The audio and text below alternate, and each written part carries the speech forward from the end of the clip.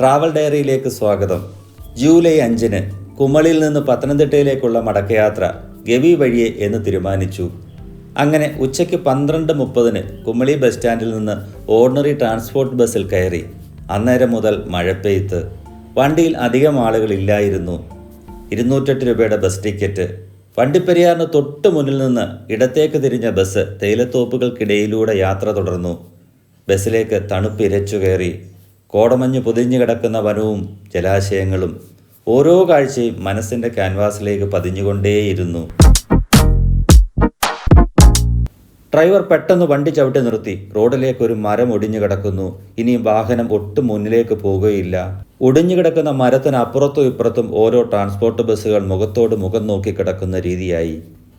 കക്കി ഡാമും കഴിഞ്ഞ് 2 കിലോമീറ്റർ പിന്നിട്ടിരിക്കുന്നു ഞങ്ങൾ. സമയം ഏകദേശം 3:50.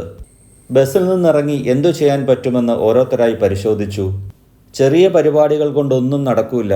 ആയുധങ്ങൾ വേണം. വാളും കത്തുവാളും വേണം. ഫോണുകളിൽ നെറ്റ്വർക്ക് ഇല്ല. ഫോറസ്റ്റ് ഓഫീസിലേക്കും ഇലക്ട്രിസിറ്റി ഓഫീസിലേക്കും എങ്ങനെ വിളിച്ചു പറയും? എല്ലാവരും അസ്വസ്ഥരായി. കുമളിയിൽ നിന്ന് വന്ന ബസ്സിൽ KSEB ഓഫീസർമാരുണ്ടായിരുന്നു. എന്തു ചെയ്യാൻ പറ്റുമെന്ന് അവർ പരസ്പരം ആലോചിച്ചു.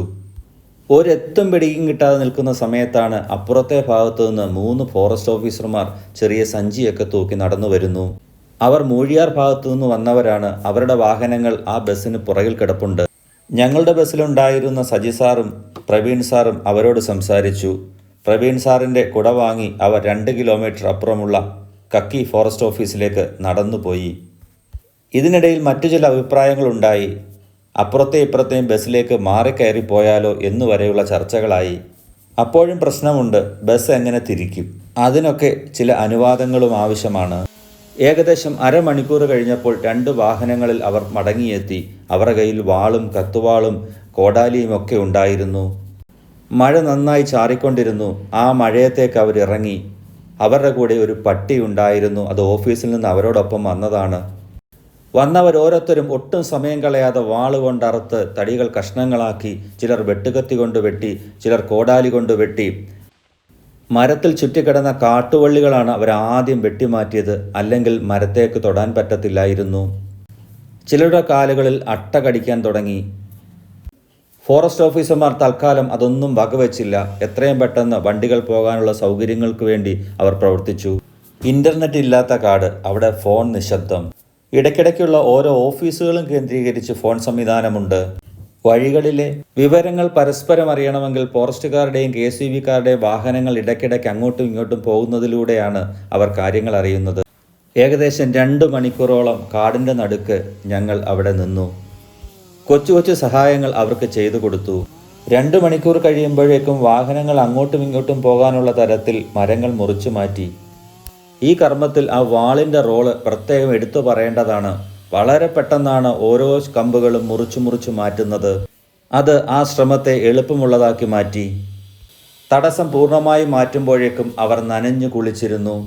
ഇനി സ്വസ്ഥമായി ഓഫീസിലെത്തിയിട്ട് വേണം കാലിൽ കടിച്ചിരിക്കുന്ന അട്ടകളെ മാറ്റിക്കളയാൻ. ഞങ്ങൾക്ക് വഴിയൊരുക്കി തന്ന പ്രിയപ്പെട്ടവരോട് നന്ദി പറഞ്ഞ് ഞങ്ങൾ ബസ്സിലേക്ക് കയറി. അവർ മടങ്ങിപ്പോയില്ല.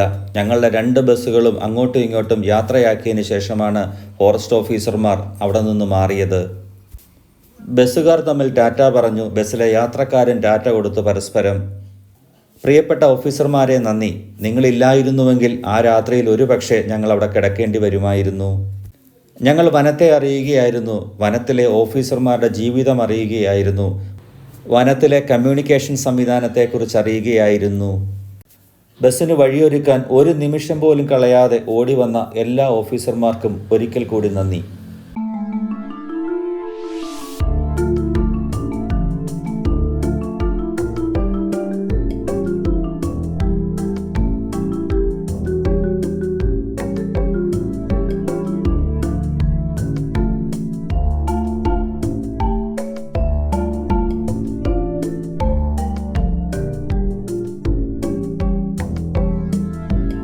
KSEB ഓഫീസർമാരായ സജി സാറും പ്രവീൺ സാറും ബസ്സിൽ യാത്ര തുടർന്നു. സമയം 5:50 ആയപ്പോഴത്തേക്കും പ്രകൃതിയിൽ ഇരുട്ട് തൊട്ടിരുന്നു. മഞ്ഞു മൂടിയ മലനിരകൾ, കോട നിറഞ്ഞ മരക്കൂട്ടം. 2 മണിക്കൂർ നേരത്തെ വഴിതടസ്സം ഞങ്ങൾക്ക് തന്നതൊരു പുതിയ അനുഭവമാണ്. എപ്പോഴും പ്രിയപ്പെട്ടതാകുന്നു കാട്.